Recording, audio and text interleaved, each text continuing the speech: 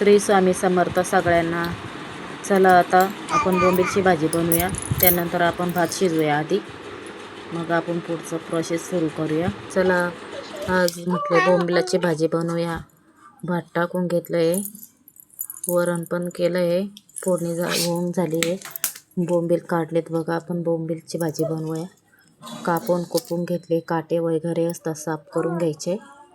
साफ करून घेतल्यावर कापून घ्यायचे म्हटले बघा, साफ करायचे मस्तपैकी.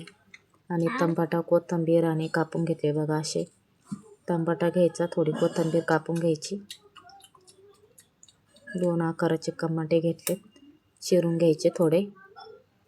आणि चिरून झाल्यानंतर बघा चिरले मी. चाकूने जमतंय मला, विळ्याने नाही जमत आहे, विळकीने पण नाही जमत आहे मला. कांदा पण गोल आकारचा कापून घेतला थोडा, एकच कांदा घेतला आणि मस्त चिरून घेतलं. मला वेळाने जमत नाही ना, मी चाकूनेच सगळं काम करते, चिरणं वगैरे. आणि बघा मस्त चिरून झाले. आता आपण भात वाफून घेतलं.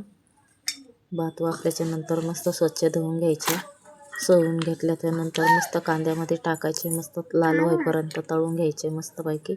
काढून घेतला आणि कांदा टमाटा मस्त तळून घ्यायचा लाल होईपर्यंत मस्तपैकी. आणि बघा मस्त लाल होईपर्यंत मस्त तळून घेतला आहे. थोडी कोथिंबीर टाकली आहे मस्तपैकी. बघा थोडा कांदा जळालेला आहे, करपलेला आहे थोडा. मसाला वगैरे टाकली, मिरची वगैरे. आणि मस्त बोंबीलची भाजी झाली बघा. मस्त खाऊन बघूया आता. मस्त बघू, खाऊन बघितली मी.